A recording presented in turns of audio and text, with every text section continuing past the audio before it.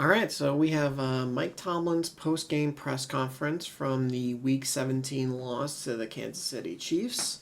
I do have to say, this is the earliest I've ever recorded a post-game press conference as far as like the actual day. Because, like, the Thursday night game is happening right now. So to have like this already happening is odd, you know. Just having played Wednesday and now it's a Thursday and I'm recording this and you're probably going to see it Friday if not Saturday. But let's see what Coach had to say. All right, Coach. That sucked, to be blunt.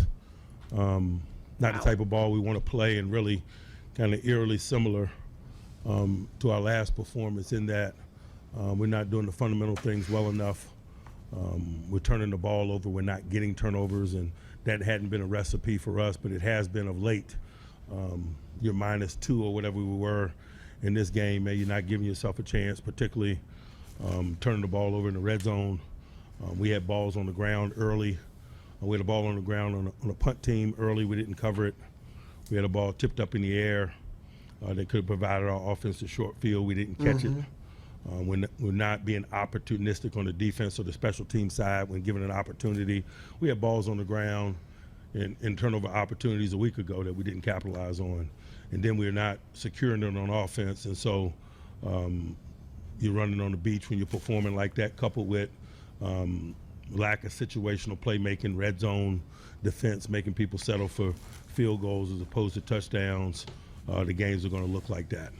Got to score more than 10 points against an outfit like that. And so, you can look at it from a lot of angles. The bottom line is junior varsity is not good enough. We got to own that. But we also got to look at what it is we need to do different. We're not going to continue to do the same things and hope for a different result. That doesn't seem sharp to me, and so we're going to take a hard look at this. We got a couple extra days before we get back into it. We're going to take a look at it and make whatever necessary changes we need to make in the totality of this thing, because again, that doesn't feel good, it doesn't look good, and that's just the truth and reality of it. Cam Hayward had an ankle injury, but he was able to get back into the game. Don't have a lot of information about any other potential injuries. We'll probably have more the next time we get together. Questions? You just mentioned what do you do to kind of get out of this little skid that you're in? It's fundamental things, man. We got to look at ourselves and own it. And obviously, we got to be committed to making whatever changes necessary in an effort to improve the outcome. And it's as simple as that. You guys said before this stretch of 3 games, that you would learn a lot about yourselves as a team in this 3 games. What have you learned? I don't remember saying that. I'm focused on what transpired today, and as I mentioned, it was not good enough. In the pass rush game, in the absence of Jones, did Kansas City compensate at all with anything different schematically that might have thrown your guys off up front? They ran some nickel 3-3, but we anticipated that. Obviously, we knew his availability might be in question, and so I don't know that it was anything that was a shock, to be quite honest with you. We just didn't perform well enough. What is so difficult about Mahomes to trying to defend him? He's a quality player. What can be said about him that hadn't been said in terms of his talents and his knowledge of the offense, his relationship with his eligibles, his understanding of where people are, et cetera. But when I think about today, man, I think about the short fields we gave him. The first touchdown drive was 40 yards. We turned the ball over in the second half. I think it was a 20-something yard drive in that half. And so, I know a guy like him with his talent level and resume, you can't give him short fields and things of that nature. And so, that's where my energies are, what we can control, what we do, respectfully. A lot of your offensive plays seem to be taking a long time to develop. Why is that? What can be done about it? I don't know what specifically you're referring to. I probably need a little bit more detail, but obviously, we're not performing to the level that we'd like. We're not executing to the level that we would like. Coach, at the end of the first half, Najee Harris had 7 carries for 21 yards. Jalen Warren had 8 carries for 61 yards. And just wondering why they wouldn't stick with the hot hand going into the second half. You know, we got every intentions of doing so, whether you're talking about those guys or anyone else. The bottom line is when you're not operating the way that we are, nobody gets to do what it is they desire to do. I'd like to get George Pickens more touches, et cetera. But again, we need to look at all of those things because, again, we're not going to continue to go through the same process and hope for a different result. You said that there were things in this game that were eerily similar to last week. Has this team regressed the last 2-3 weeks? You know, you could say that if you so choose, but I just tend to look at performances and what we're doing and what we're not doing. We regressed in terms of our turnover culture, in terms of maintaining possession of the ball and getting the ball. We've been a plus group in most instances, and that's really been a catalyst for us in terms of the games unfolding the way that we desire. The last 2 weeks in particular, we haven't been plussed in that area. We've been minus in that area. And so the results are what they are. How do you get back to that culture? Fundamentals, man, we don't blink. But again, as I mentioned, in terms of the schematics, in terms of a division of labor, I'm open to whatever change is necessary in an effort to change the outcome. Coach, you mentioned last game that you had a problem with the way the tight ends were being covered.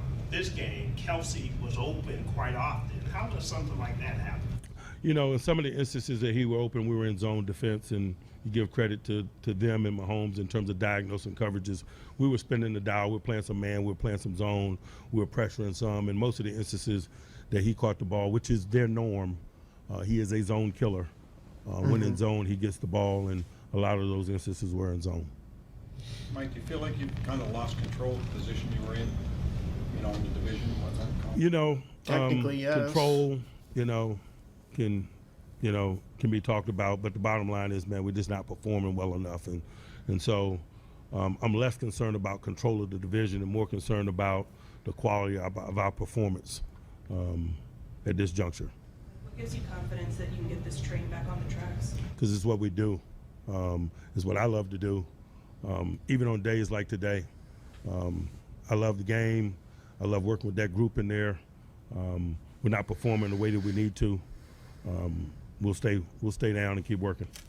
Mike, to add to the disappointment, when you see fans leaving early in the fourth quarter, how does that add to what happened today, and does that add maybe fuel the fire for next week? To be honest with you, my focus is on the field, and I miss that.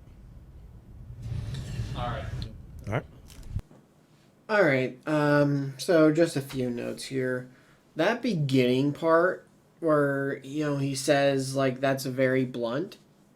One, it is, but two, he seems pissed off. Like, he really does. Not taking advantage of situations when you're given the chance to. He talked about the tip pass that literally went right through Patrick Queen's hands. I think he might have mentioned a fumble. I don't know if there was. Just, Christmas and the game's on TV. I'm kind of watching and then kind of not. So, I caught parts. So there was a fumble. I missed it. But I definitely remember the missed tipped interception. The Steelers are going into a long week, and they do struggle on short weeks. Like, we know this for whatever reason. And when I was going through the press conferences leading in, or the press conference, I don't do the players, leading into week 17, I was doing it late in the week. And I think you guys probably saw that Christmas Eve. But the practice report had come out and game status and whatnot, and I noticed the Steelers did walkthroughs, and the Chiefs had done actual practice. So it's okay. where does the preservation on a short week versus actual practice, the rest versus rust, yada yada, how does that play in? And I said, is Pittsburgh being rested, a beneficial thing, or is Kansas City going to be more prepared? So that I did bring up, but now we go into a long week where the Steelers are fantastic when you give them extra time, whether it be Monday Night Football, bye weeks, a situation like this where you are coming off a short week, and now you have a long week. So Steelers are great when it comes to a long week. No injury info. That can be good and bad. So he said Cam had the ankle but was able to come in. And not having additional information, can be like, okay, was there nothing super serious? Or do they just not have that information at this time? So,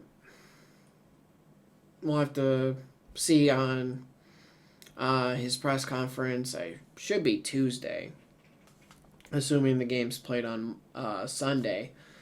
And we'll figure out, the full list of guys. Now, I anticipate that Joey would be back. Justin would be healthy enough to be the backup instead of the emergency third. There was one more guy that missed the game. Ben Skowronek. He'd probably be healthy enough to at least practice.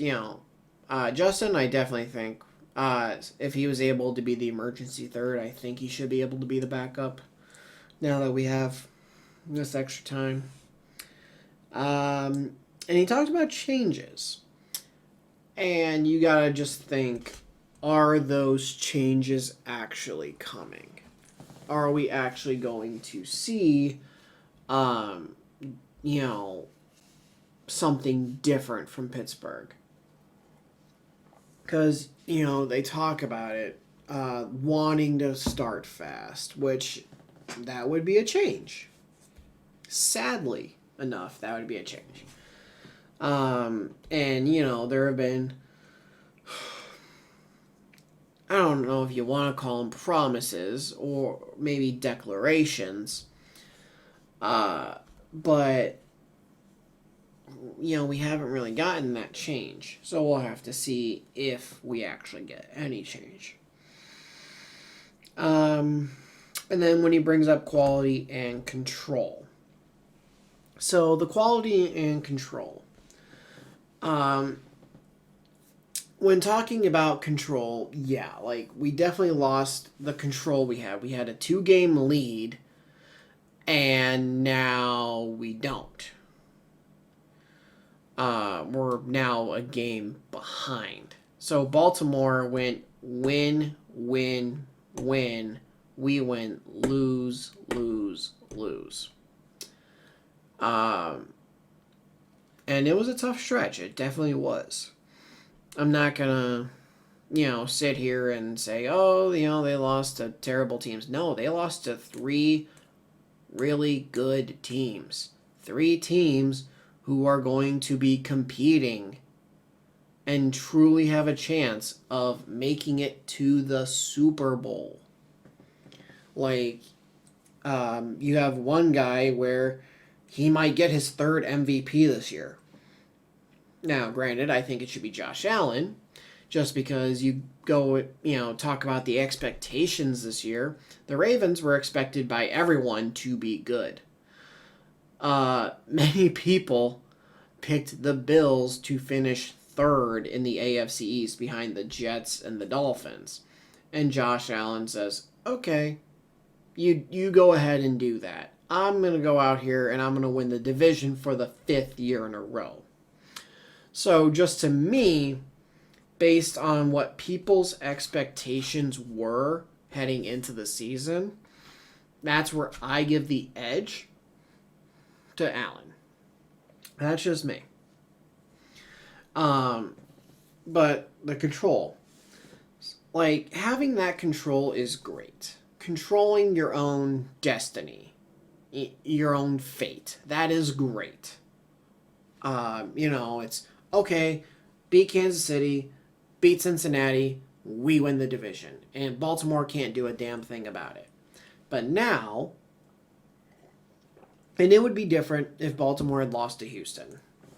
And it's like, okay, yeah, we lost to Kansas City, but, Baltimore lost too, so we still control our own fate.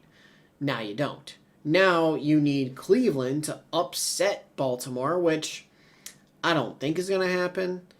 Not to say it can't. Any given Sunday, yada, yada, yada. Cleveland already beat them this year by a little bit of luck. I'm not going to lie there. But that little bit of luck, so not to say it can't happen, I just don't think it will. But if you have control, but it's a poor quality, we just saw what happened. You lost that control. Whereas you're in the playoffs. If you get the quality better, then yeah, you don't win the division. But okay, you're the 5 seed, right? You're going to go to Houston. And then you're going to, and if you win there, you'll go to most likely Kansas City. Unless if I'm going to take the 2 other teams that are currently in the spots, the Chargers and the Broncos. If the Chargers were to upset the Ravens or the Broncos were to upset the Bills, then they're a lower remaining seed. And here's the crazy part about it, right? Let's say the Steelers don't win the division, right? They're the 5 seed, let's call them. And let's say they beat the Texans, the Chargers beat the Ravens, and the Broncos beat the Bills. Hypothetical. The Steelers would actually host the divisional round game of the playoffs. Like, that's how insane that is. And then let's say, and like that's a very, very small percentage chance. And then if the Steelers were to beat the Chargers and the Broncos were to upset the Chiefs, the Steelers would actually host the AFC Championship. So the control, it's nice to have, but it's not the be all end all. Like, you need to have good quality or the control doesn't mean anything. Oh, great, you had control, but you sucked the last few weeks and the quality's bad. You're going to host the Chargers. Well, Chargers came into Pittsburgh and beat you because you had poor quality. I would rather have good quality than the division. That's just me. Like, I want to win. And if that's as the 1 seed or the 7 seed, I want to win. Whatever it takes. So if it means going to Houston and not winning the division, okay. But if Cleveland pulls it off and we beat Cincinnati and we win the division, okay. Like, whatever it takes to win. So it's just, you got to get better quality. You got to. And there's no if, ands, or buts about it. So let's hear from Tomlin on Tuesday, figure out if changes were made or if they were going to be made throughout the week, and injuries. Other than that, we just gotta sit and wait, because this is gonna soak. It's gonna sit there. And Steelers are gonna have to know that they probably blew their chances of getting the hats and t-shirts.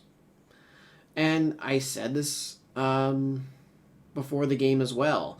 The losses that the Steelers and the Ravens suffered to some inferior teams are really looming large.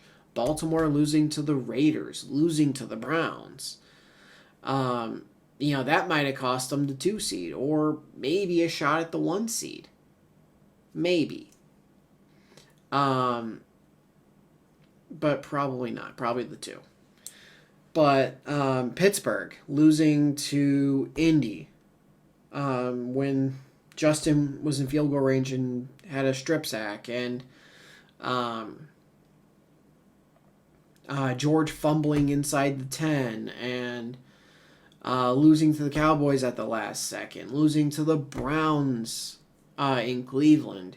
Like, there are games that both the Steelers and the Ravens blew, and it really blew their chances at higher seeding, and probably in the Steelers' case, the division. So, it's just, those things are now just, you really think about those late in the season. Oh, what if, oh, what if, oh, what if. So, man, this is going to be a long week and a half till our next game. If you guys did enjoy this, please do leave a like, and if you're new to the channel, hit that subscribe button, turn notifications on, and I will see all you guys in the next video. Thanks for watching.